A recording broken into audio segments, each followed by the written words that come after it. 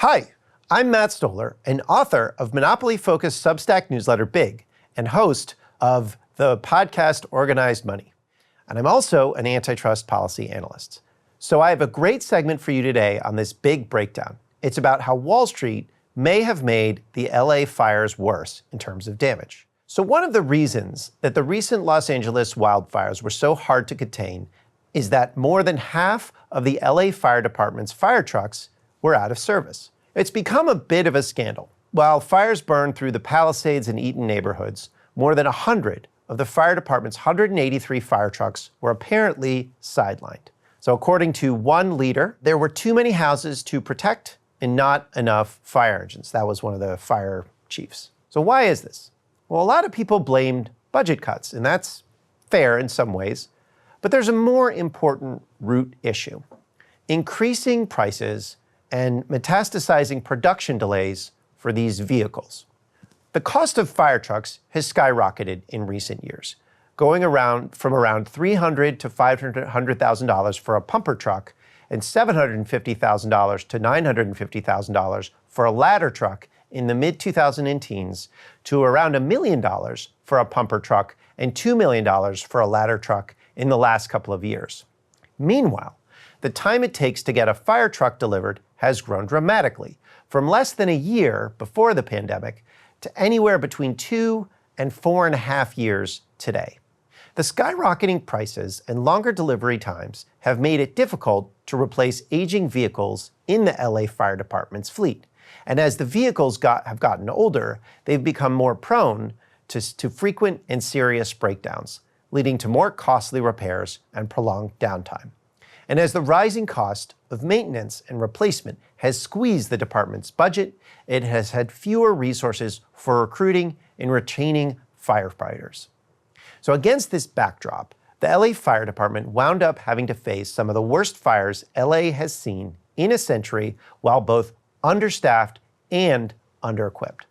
And it turns out that this isn't by accident, but by design. The increasing price of fire apparatus and fire trucks is a result of, yes, a private equity firm named American Industrial Partners, who consolidated the fire truck industry and forced up prices. The fire apparatus industry used to be characterized by relatively stable prices and ample production capacity. In 2015, there were 24 separately owned companies making motorized fire apparatus. But over the last 15 years or so, AIP bought multiple fire truck manufacturers and rolled them up into a conglomerate called the REV Group. This included companies Federal Signal, E1, Ferrara, Spartan, Smeal, Ladder Tower, and KME, which was a large 70-year-old manufacturer in the Mid-Atlantic region that supplied engines to the Los Angeles Fire Department. Over the same decade, these were paired with acquisitions of a large portfolio of ambulance, bus, recreational, and other specialty vehicle manufacturers. These acquisitions quickly transformed REV Group into one of, if not the dominant, manufacturer of fire trucks and ambulances in the United States. In 2017, even before its acquisitions of Spartan, Smeal, and Ladder Tower, this company told investors it controlled approximately 44% of annual fire trucks and ambulance sales. They did all the things you'd expect a roll-up to do, like shutting down plants, standardizing design so there was less customization, and more lock-in for customers, and reducing production. But the impact on competition was clear. As one industry participant put it, there are now times when all vendors at a bid table, each with a quote-unquote different product, are all owned and managed by the same parent company. How is that competitive for a purchaser? So the vice president of sales for this company, Mike Vernig, made it clear in 2020. What I won't tolerate is negative selling, he said. I won't tolerate it with our competitors, and I won't tolerate it within the group. If I even get a hint or see anything like a dealer taking a shot at another dealer, we step in and say, stop it. And that's what he said publicly.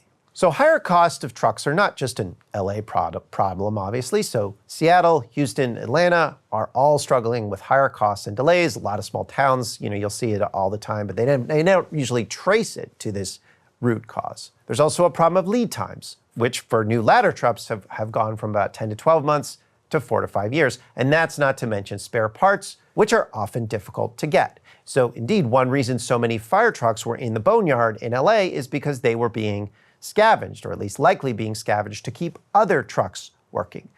Firefighters themselves are furious. Now, I've been told by volunteer firefighters their newer equipment, which isn't always from this particular roll-up, but can be from other people in the industry, it sometimes breaks. And that is lower quality. You know, it sucks when you have to use a product as a normal consumer, but it's really dangerous during a fire. These people rely on this equipment to keep themselves out of danger. Today, just 3 firms control 70% of the market, and the roll-ups are continuing. So in 2021 and 2022, Oshkosh, which is another big fire truck maker, it responded to AIP's roll-up by making acquisitions of its own, including Maxi Metal in Canada and Boise Mobile Equipment in Idaho, the latter being an important supplier of wildland firefighting apparatus to the California, Oregon, Idaho, and Montana markets. Now, fire truck sales are strong, so you'd think that these firms would be producing more, especially when there's lots of backlogs, but they aren't. And long backlogs are actually a financial advantage. So AIP tells its investor that its backlog gives it, quote unquote, strong visibility into future net sales. Altogether, these facts paint an alarming picture. A handful of financiers have been allowed to transform a critical, once vibrant industry into a rent-extracting racket. They can reap rising stock prices and, quote, attractive levels of return on invested capital, end quote, for their shareholders just by sitting pretty, all while fire departments across the country struggle to replace aging fire trucks, have to spend more on maintenance for older vehicles, and are forced to shirk on other budget items like firefighter salaries to get what equipment they can. But the ultimate harm of AIP's monopolization of the fire apparatus industry, of course, is not something that can be measured on a spreadsheet, or at least not one for these particular companies. It's 100 fire trucks sitting out of commission while a disastrous wildfire burns whole neighborhoods of Los Angeles to the ground. It's lives lost, homes destroyed, communities gutted. And I 100% guarantee that the amount of cost that you can put on a spreadsheet for these LA fires is way larger than any of the profit that AIP ever achieved through its monopolization scheme. This is a fundamentally, wildly inefficient thing for society in general. I'll end by noting that this dynamic is not some unsolvable, untractable problem that we just have to live with. It's not like climate change. State and federal antitrust laws already prohibit the kind of monopolistic roll-up that AIP perpetrated. They just need to be enforced. And states can pass stronger laws. Individual states can. California is looking at a revamp of its antitrust laws right now, as is New York. Governments can also use incentives and other techniques to get new firms into the market. State attorneys general can bring lawsuits to force these companies to divest the manufacturers they illegally acquired and to pay damages to fire departments for the harm that its attempted monopolization of the fire truck industry has caused. Just the prospect of such suits would probably foster more competition.